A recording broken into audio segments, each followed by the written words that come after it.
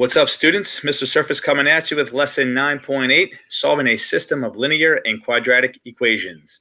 If you guys remember back in chapter 6, we solved a system of linear equations. In order to do that, we used the methods of graphing, substitution, and elimination. But when we did that, and you look at the pictures below, you can see that if you graph two lines on a coordinate plane, sometimes those lines would be parallel, and therefore you wouldn't have a solution to the system of equations.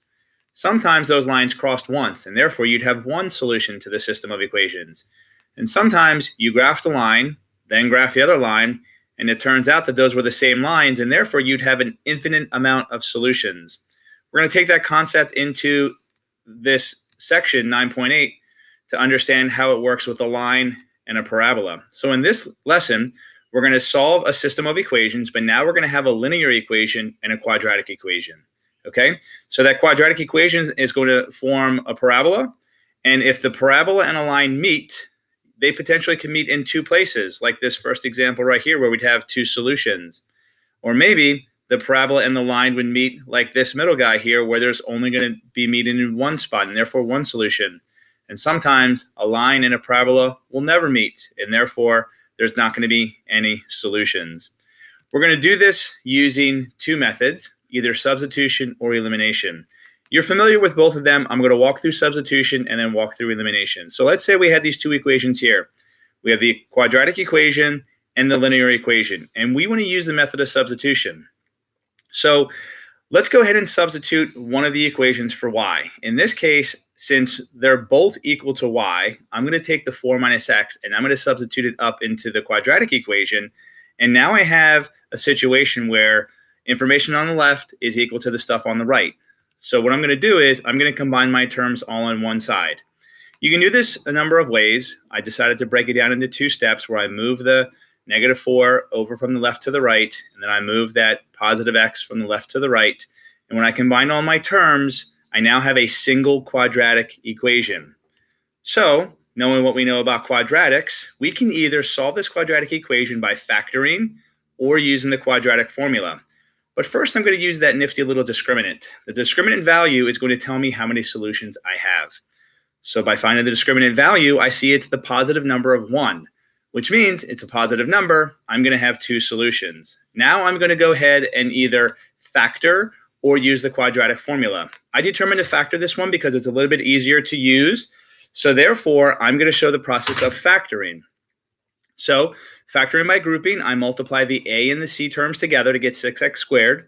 And then that -3x and the -2x are the factors that add up to -5. So I put them in my grouping in my next line of my equation there.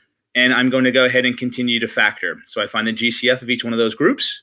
And you can see my check with the x minus 3. I know I'm on the right track. And now I can have my two binomials, x minus 2 and x minus 3. So by using the zero product property, I make each one of them equal to 0, and I solve. So my x values are 2 and 3. Again, I could use the quadratic formula, and I would still hopefully get the values of 2 and 3. I'm not done. I got one more thing to do. So based on that picture of a line intercepting a parabola, this is a situation where I'm going to have two solutions. So that line's going to hit the parabola in two places, which means I'm going to have two ordered pairs. My x values of those ordered pairs are going to be the value of 2 and 3. So now we've got to find the corresponding y values. A lot of times it's easier just to plug the x values into the linear equation, but it doesn't matter which equation you use. You can do it in one or both to check to see that you're correct. So I plugged this into the linear equation, and I did 4 minus 2, and I got the y value of 2. And then I plugged the x value of 3 into the same linear equation and got 4 minus 3 to get 1. And therefore, I have my ordered pairs. So my ordered pairs where the line and the parabola meet are the points 2, 2 and 3, 1. Remember, the discriminant was a positive number, therefore there were two solutions. And these are the points where the line crosses the parabola. Okay? So here are steps to help solve a system of linear and quadratic equations. First, if the equations aren't in standard form or in y equals mx plus b, go ahead and manipulate them into standard form and or y equals mx plus b.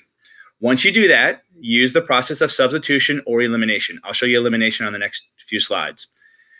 Find the discriminant value once you have your quadratic. Therefore, you're going to understand how many solutions you're going to have, either 2, 1, or none. Then either factor or use the quadratic formula. Totally up to you which one you use.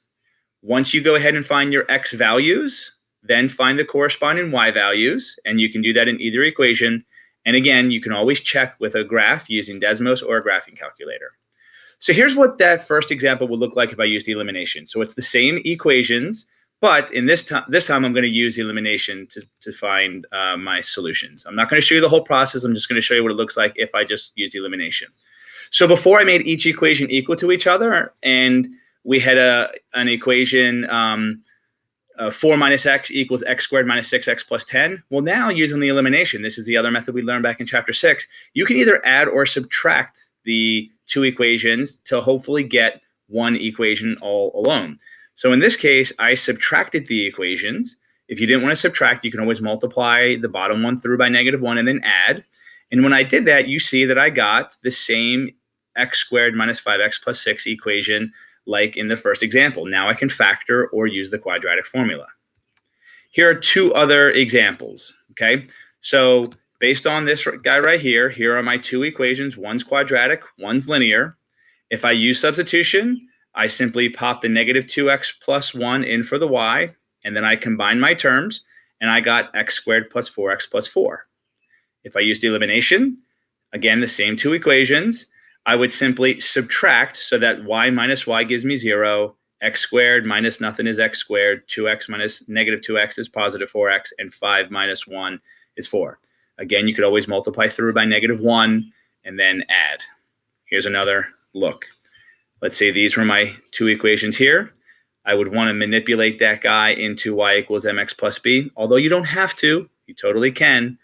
So then I would substitute the 3x plus 2 in for that y to make it equal to 2x, and then I would combine my terms all on one side to get a quadratic.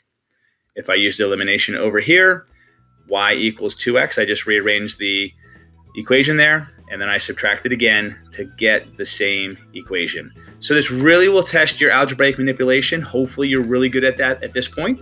So I hope this helped you understand how to solve a system of linear and quadratic equations. Give it a go, give it your best, and if you need to, rewatch the video, rewatch the practice, or join us on a Google Meet. Take care, guys. We'll see you soon.